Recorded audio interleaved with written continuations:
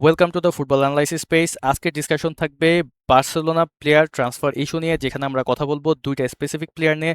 Number 1 Anthony Gordon and number 2 Julian Alvarez. So basically যে ইস্যুটা create হয়েছে, Y Anthony garden, আপনি খেয়াল করলে দেখবেন এখানে তিনটা কোয়েশ্চেন রেইজ হয়েছে। নাম্বার 1, রাইট নাও বার্সেলোনার নেসেসিটি হচ্ছে একটা সেন্টার ফরওয়ার্ড অ্যান্ড হচ্ছে centre back, so why Anthony Gordon. And number 2, যেখানে Barcelona 40 to 50 million euro beat করতে পারতেছিল না, সেখানে কিভাবে 80 মিলিয়ন ইউরো বিট করে একটা প্লেয়ারকে সাইন করতে যাচ্ছে। অ্যান্ড নাম্বার 3, যদি বার্সেলোনার পক্ষে 80 মিলিয়ন ইউরো বিট করার অ্যাবিলিটি থাকে, so why Anthony Gordon. So সকল ধরনের কোয়েশ্চেনের অ্যান্সার নিয়ে আজকের ভিডিওতে একটা কমপ্লিট ডিসকাশন থাকবে, অ্যান্ড ডিসকাশনটা অনেক বেশি ইনফরমেটিভ অ্যান্ড ইন্টারেস্টিং হতে চলেছে। And now I will break down why Anthony Gordon will be the next superstar for the Barcelona. So stay with Football Analysis Space. Let's enjoy the discussion.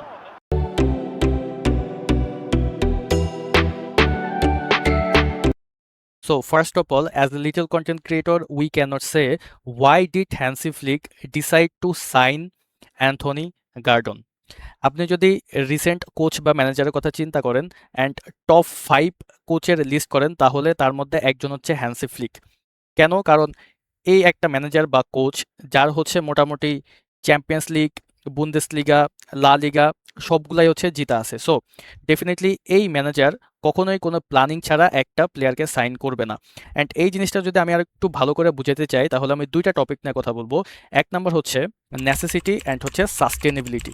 ঠিক আছে, যে কোনো best যে coach বা ম্যানেজারগুলা তারা basically at the same time দুইটা টপিকের উপরে ফোকাস করে। একটা হচ্ছে নেসেসিটি আর অন্যটা হচ্ছে সাস্টেনেবিলিটি।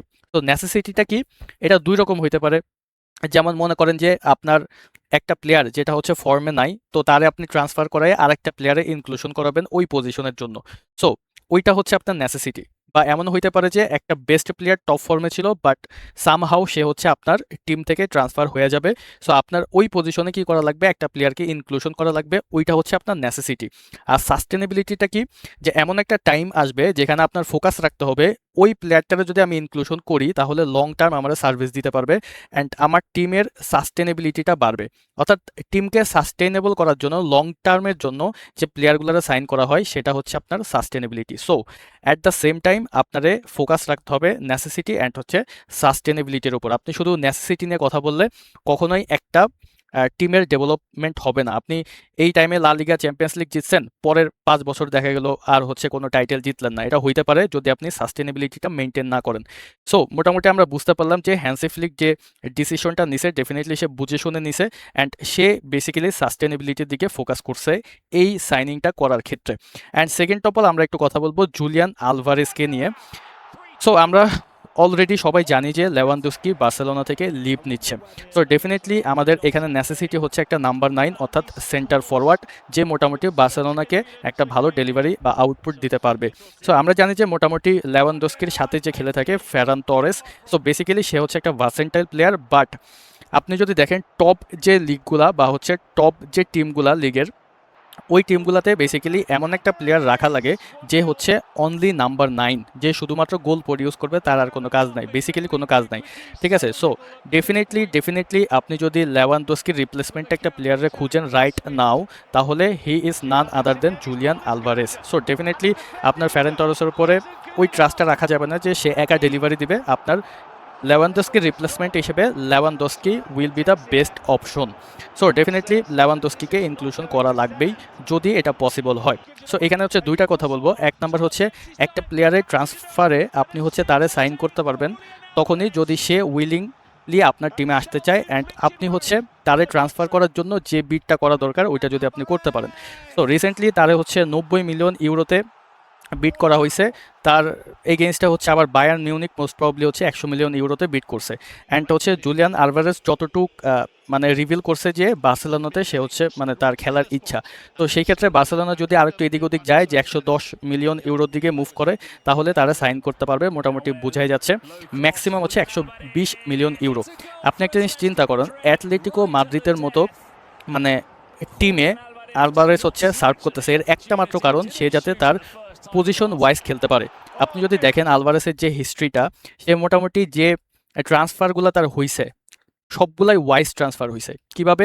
আপনি যদি দেখেন যে ম্যানচেস্টার সিটি এমন একটা টপ পারফর্মার একটা টিম যেখান থেকে সে লিভ হয়ে অ্যাটলেটিকো মাদ্রিদে ঢুকছে অনলি 40 মিলিয়ন ইউরোর বিনিময়ে।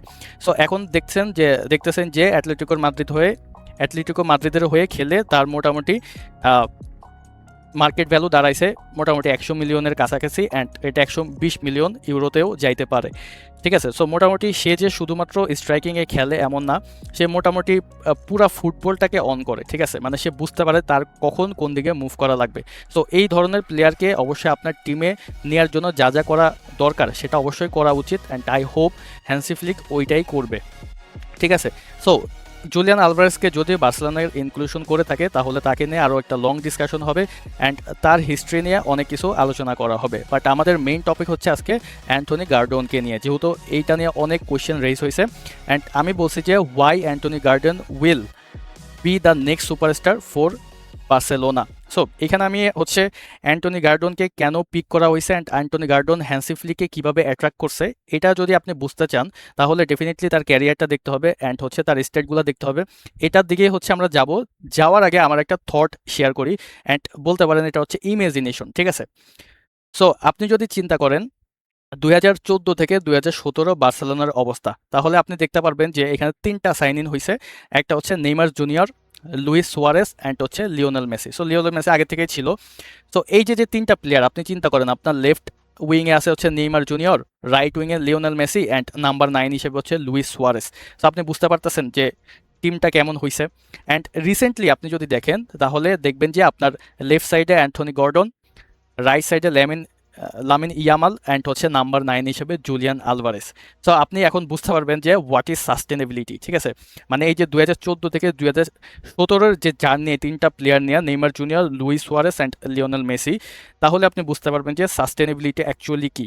ঠিক আছে, সো এটা জাস্ট শেয়ার করা দরকার করলাম। যদি এটা টপিকের বাইরের, আপনি জাস্ট থিঙ্কিং করেন এই 3টা প্লেয়ার অ্যান্ড এই 3টা প্লেয়ার, অ্যান্ড যদি 2014 থেকে 2017 যে ফর্মে ছিল এই 3টা প্লেয়ার ওইরকমই যদি এরা প্রোভাইড করতে পারবে বা হচ্ছে বার্সেলোনা তাদের থেকে আউটপুটটা পায়, তাহলে ডেফিনেটলি বার্সেলোনা মানে ভালো একটা কিছু করতে পারবে। And I hope Anthony Gordon এরকম কিছু একটা, অর্থাৎ নেইমার জুনিয়রের মতোই কিছু একটা প্রোভাইড করবে বার্সেলোনাকে। I think so. ঠিক আছে, অ্যান্ড সো দেখা যাক অ্যান্টনি গার্ডনকে কেন এত ভরসা পাইতেছে Hansi Flick and also me. So এটা দেখা যাক। আমরা এখন দেখব যে অ্যান্টনি গার্ডনের যে ক্যারিয়ার সেটা একটু দেখব। সো আমরা যদি একটু দেখি তাহলে দেখব অ্যান্টনি গার্ডন মোটামুটি বা অ্যান্থনি গার্ডন মোটামুটি আমরা জানি যে সে ইংলিশ ন্যাশনাল টিম অর্থাৎ ইংল্যান্ড ন্যাশনাল টিমের হয়ে খেলতেছে, অ্যান্ড পাশাপাশি হচ্ছে নিউ ক্যাসেলের হয়ে প্রিমিয়ার লিগ খেলা থাকে। ঠিক আছে, তার হিস্ট্রি যদি একটু বলি, সে মোটামুটি ইভারটন থেকে উঠে আসা একটা প্লেয়ার। ঠিক আছে, মাঝে হচ্ছে প্রিস্টন টিমে খেলছে, ইভারটন থেকে প্রিস্টনে গেছে, প্রিস্টন থেকে আবার ইভারটনে গেছে। ইভারটনে তার লাস্ট যে মার্কেট ভ্যালু ছিল সেটা মোস্ট প্রবাবলি হচ্ছে 25 to 30 million euro, and new castle হচ্ছে তাকে 45 মিলিয়ন ইউরোতে হয়তো বা কিনছে, অ্যান্ড রাইট নাও তার মার্কেট ভ্যালু হচ্ছে 60 মিলিয়ন ইউরো, যেখানে মানে বার্সেলোনা তো তাকে হচ্ছে 70 মিলিয়ন ইউরোতে হচ্ছে বিট করছে আর কি, অ্যান্ড সব মিলায় হচ্ছে 80 মিলিয়ন ইউরো তার পিছনে হচ্ছে মোটামুটি খরচ হবে। এই হচ্ছে আমাদের অ্যান্টনি গার্ডন। আর আপনি যদি দেখেন তার যে অ্যাচিভমেন্টগুলো, সেটা হচ্ছে ইংলিশ লিগ কাপ উইনার একবার, সে হচ্ছে ইউরোপিয়ান আন্ডার-29 চ্যাম্পিয়ন একবার, অ্যান্ড আন্ডার-21 প্রিমিয়ার লিগ চ্যাম্পিয়ন একবার, অ্যান্ড ডেফিনেটলি ইয়ংগেস্ট প্লেয়ার যেহেতু তার এজ হচ্ছে জাস্ট 25। অ্যান্ড আপনি যদি দেখেন তার পজিশন হচ্ছে লেফট উইঙ্গার। সো এটা নিয়ে সবার কোয়েশ্চেন যে লেফট উইঙ্গারকে কেন ইনক্লুশন করা হচ্ছে, ওই যে সাস্টেনেবিলিটি, সে হচ্ছে লং টার্ম ধরে বার্সেলোনাকে সার্ভ করতে পারবে, I think so, and also Hansi Flick also think so. ঠিক আছে, এখন যদি আমরা তাদের মানে হ্যান্সি ফ্লিকের আরে কি বলি, যদি আমরা হচ্ছে অ্যান্থনি গার্ডনের বা গর্ডনের যদি আমরা স্টেটটা দেখি তাহলে আমরা দেখব যে প্রিমিয়ার লিগের হয়ে সে মোটামুটি 26টা ম্যাচ খেলছে, 6টা গোল করছে, 2টা অ্যাসিস্ট করছে, নট সো ব্যাড। বাট আপনি যদি চ্যাম্পিয়ন্স লিগ দেখেন তাইলে বুঝতে পারবেন, এবং এটা নিয়ে একটু কথা বলবো যে চ্যাম্পিয়ন্স লিগের ব্যাপারটা কি। আপনি দেখেন চ্যাম্পিয়ন্স লিগে হয়ে সে 12টা পসিবল ম্যাচের মধ্যে 12টাই খেলছে, অ্যান্ড 10টা গোল করছে, 2টা অ্যাসিস্ট করছে, মোটামুটি 12টা ম্যাচেই তার অবদান আছে। বুঝে গেছেন, গোল পার্টিসিপেশন হচ্ছে 41%, অর্থাৎ কয়েকটা ম্যাচে হচ্ছে সে ডবল গোল করছে, হ্যাট্রিকও করছে। ঠিক আছে, অ্যান্ড ডিসিপ্লিনের দিক থেকে দেখেন চ্যাম্পিয়ন্স লিগে মাত্র একটা ইয়েলো কার্ড পাইছে।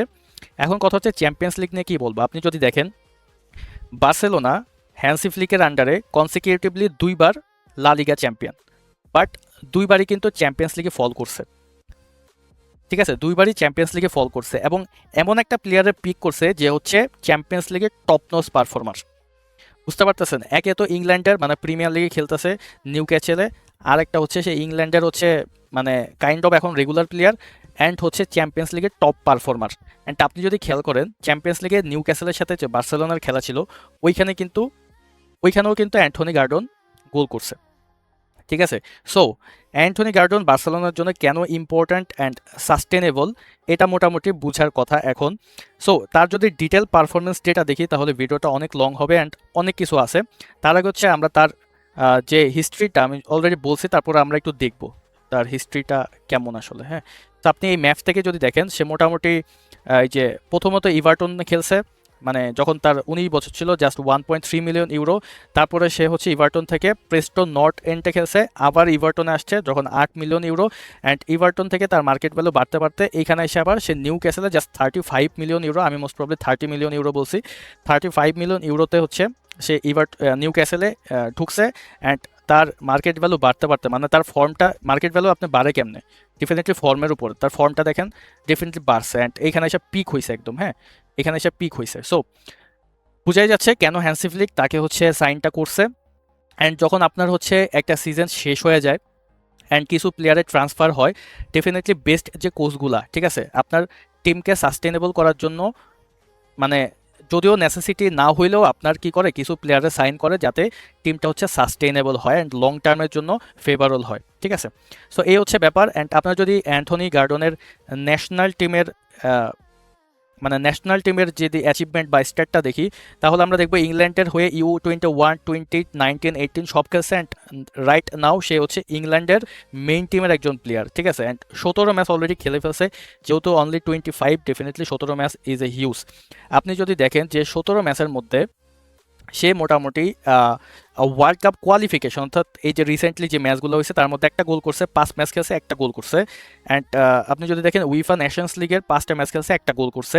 ইন্টারন্যাশনাল ফ্রেন্ডলিসে সে কোনো গোল করতে পারে নাই, কারণ ওইরকমভাবে তারে কিন্তু খেলানো হয় নাই। ঠিক আছে, সো ডেফিনেটলি 17 ম্যাচে সে টোটাল 2টা গোল করছে, কোনো অ্যাসিস্ট কিন্তু করে নাই। সো গোলের ইয়াটাই বেশি। অ্যান্ড সবচেয়ে বেশি গোল সে এই সিজনে করছে হচ্ছে চ্যাম্পিয়ন্স লিগে।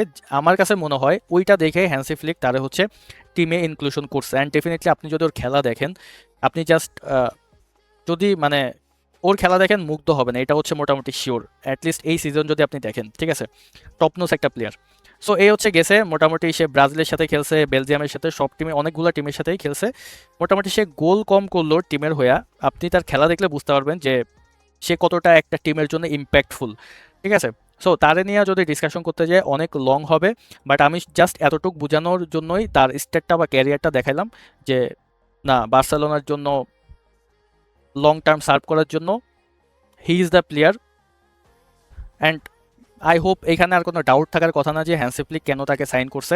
অ্যান্ড ডেফিনেটলি যেহেতু 80 মিলিয়ন ইউরো দিয়ে তারা সাইন করতেছে, 120 মিলিয়ন ইউরো আই হোপ যে আলভারেসের পিছনে খরচ করবে। ঠিক আছে, অ্যান্ড খরচ করে আলভারেসকে মোটামুটি টিমের মধ্যে ইনক্লুশন করাবে, এতটুকু মোটামুটি আমি গেস করতেছি।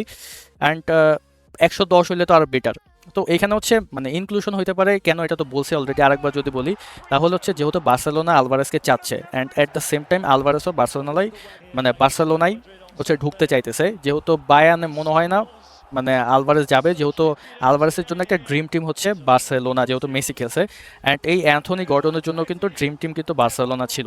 সো মোটামুটি যেহেতু আমাদের একটা প্লেয়ারের জন্য ড্রিম টিম একটা হয়, সো সেক্ষেত্রে কিছু কনসিডারেশন করে কিন্তু সে ওই টিমটাই ঢুকতে চাবে, এটাই সিম্পল। সো মোটামুটি 110 মিলিয়ন ইউরো যদি বিট করে বার্সেলোনা, সো মোটামুটি শিওর থাকেন যে Alvarez will be the next number 9 for the Barcelona squad. So এই হচ্ছে ব্যাপার। সো এখানে যে কোয়েশ্চেনগুলো ছিল যে হ্যান্সি ফ্লিক কেন ওরে সাইন করলো, 80 মিলিয়ন কেন ঢাললো, এখানে সেন্টার ফরওয়ার্ড সেন্টার ব্যাক কেন নিল না, ডেফিনেটলি প্ল্যানিং আছে যে সাস্টেনেবল করার জন্যই তারে নেওয়া হয়েছে, এমন হইতে পারে। অ্যান্ড হচ্ছে ডেফিনেটলি জুলিয়ান আলভারেসের পিছনেও ওইরকম মানে অ্যাবিলিটি আছে টাকা মানে ঢালার। অ্যান্ড আপনি যদি দেখেন অলরেডি 90 মিলিয়ন কিন্তু বিট করে ফেলছে, সো 110 মিলিয়ন করে ফেলবে, এটা কোনো ইস্যু না। আই থিঙ্ক জুলিয়ান আলভারেস 2-1 দিনের মধ্যেই মোটামুটি বার্সেলোনা স্কোয়াডে ঢুকে যাইতেছে। ঠিক আছে, so that's all for today and আমরা হচ্ছে নেক্সট যদি জুলিয়ান আলভারেস বার্সেলোনা টিমে ঢুকে আমাদের নেক্সট টপিক থাকবে জুলিয়ান আলভারেসকে নিয়ে। সো আপনার মতামত জানান যে আসলে হ্যান্সি ফ্লিকের যদিও এই কোয়েশ্চেনটা করা উচিত না, তারপরেও হ্যান্সি ফ্লিকের কি অ্যান্থনি গার্ডনকে নেওয়া উচিত হয়েছে নাকি হয় নাই, বা জুলিয়ান আলভারেস নিয়ে আপনার ওপিনিয়ন কি। অ্যান্ড আমরা হচ্ছে নেক্সট জুলিয়ান আলভারেসকে যদি বার্সেলোনা স্কোয়াডে ইনক্লুশন করে আমরা জুলিয়ান আলভারেসকে নিয়ে একটা এপিসোড রাখবো বা হচ্ছে একটা সুন্দর ডিসকাশন রাখবো। সো ওই ডিসকাশন আসা পর্যন্ত stay with football analysis page. Have a nice day.